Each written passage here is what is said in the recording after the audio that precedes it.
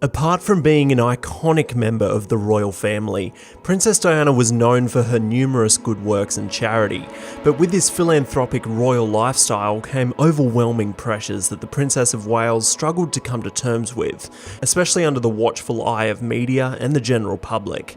Join me today as we take a look at the people's princess that captured the hearts of millions. Diana Spencer was born in 1961 to British nobility. Her father was in line to be the 8th Earl Spencer. Her family had lived closely alongside the royal family for many generations, and they even lived in an estate leased by Queen Elizabeth II herself, who often visited on holiday. However, not all was well with the Spencer family, as Diana's parents divorced when she was just 7 years old, which resulted in her living with her father. Both of her parents then remarried, but Diana did not at all get along with her father's new wife, who allegedly bullied Diana and even pushed her down the stairs, and Diana later referred to her childhood as very unstable and unhappy. In 1975, Diana's father inherited the title of Earl Spencer, and she became officially known as Lady Diana. After her time at school, Diana worked in London in a series of low-paying jobs, including a dance instructor, a preschool assistant, and even a nanny. But it wasn't long before the royal family came along. Diana met Charles, Prince of Wales, at a weekend in the country in the summer of 1980. Diana watched Charles play polo, however, he was dating Diana's older sister, Lady Sarah, at the time. Charles took a strong liking for Diana, calling things off with Lady Sarah, and invited Diana to meet his family, the royal family, in Scotland later that year. 3 months later, Charles proposed. However, the engagement was kept secret for a number of weeks, but it didn't take long for Diana to grab the attention of the public. Diana became Princess of Wales when she was just 20 years old, marrying the Prince of Wales on 29th of July 1981 at St Paul's Cathedral, which, due to the popularity of the couple, was chosen as the venue rather than Westminster Abbey, which is usually used for royal weddings. The ceremony was watched by a global audience of over 750 million people. This fairy tale wedding, however, was the beginning of the unrealistic expectations that the public put on Diana for them to be a, quote, fairy princess to come and save them, which began to take a toll on her personally. Juggling the pressure of royalty and fame, tension began to rise in Diana's personal life as she struggled to be what was expected of her, and her own family offered little support. Diana fell pregnant in November 1981, and to the outside world, all seemed well in the royal family. However, 3 months later, Diana fell down a flight of stairs, luckily not seriously injuring her or the baby, but Diana later admitted that Charles made her feel so inadequate that she intentionally threw herself down the stairs, saying, quote, "He made me feel so inadequate in every possible way that each time I came up for air, he pushed me down," end quote. These feelings led to further self-harm and postnatal depression after Prince William was born.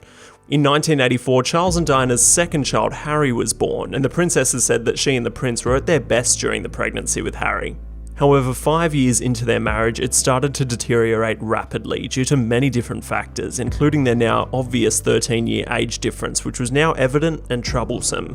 Charles began to have an affair with his former girlfriend Camilla Parker Bowles, which resulted in Diana also having an affair with the family's former riding instructor, which led to speculation that Charles may not be Harry's father, but this has since been denied, and their affair did not occur until 2 years after Harry was born.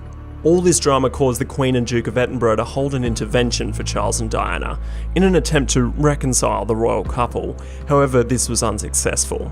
In some secret tapes that were later released, Diana said that she did have feelings for someone, saying, quote, "I was quite happy to give all this up and just go off and live with him," end quote. It was initially thought that Diana was referring to one of her security guards, as someone on her protection squad was relocated for his and Diana's relationship being labelled as inappropriate. However, friends of Diana dismissed this rumour later. Rumours then arose of Charles taking part in other affairs, and Diana wrote highly personal letters to the Queen Mother, who were destroyed by Princess Margaret in what she thought to be an attempt at protecting her family. Throughout all these personal and marital issues, Diana kept a notable public image and took part in many charitable works. This included work with AIDS, cancer, and animal protection, as well as taking part of many charities assisting the homeless, struggling teens, drug addicts, and the elderly. Because of these works, Diana is widely seen as one of the most influential people of the 20th century, winning her countless awards. However, in 1995, talks of divorce were in the air. In an interview with BBC, Diana candidly spoke about the both of their affairs, and specifically about Camilla's effect on their marriage. Do you think Mrs. Parker Bowles was a factor in the breakdown of your marriage? Well, there were 3 of us in this marriage, so it was a bit crowded.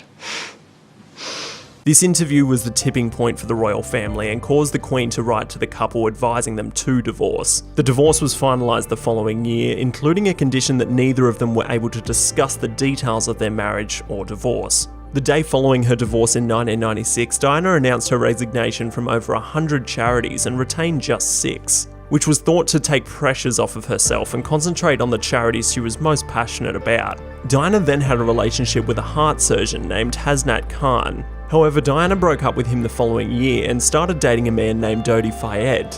Diana was invited to spend a weekend away on Fayed's yacht, which she spent 9 days on in the French and Italian Riviera. On the way home from this trip, the 2 of them stopped in Paris on their way back to London. While staying in their hotel, the media became aware of their presence, and the couple was required to make alternate arrangements.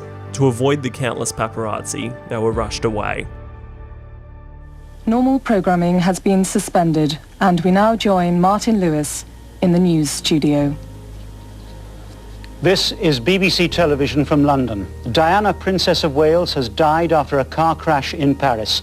The French government announced her death just before 5 o'clock this morning. Buckingham Palace confirmed the news shortly afterwards. Normal programs have been suspended while we bring you the latest developments throughout the morning.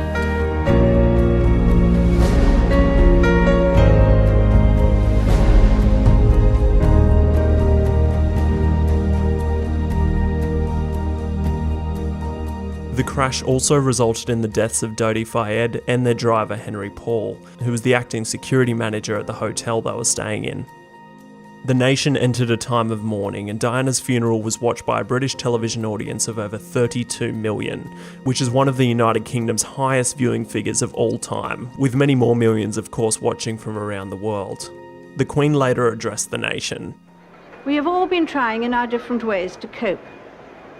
It is not easy to express a sense of loss, since the initial shock is often succeeded by a mixture of other feelings: disbelief, incomprehension, anger, and concern for those who remain.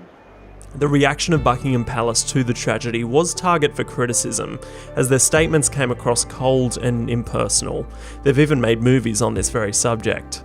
There are countless conspiracies of the circumstances surrounding Diana's death, with some based on fact, but many just speculation, which I'm not going to go into here.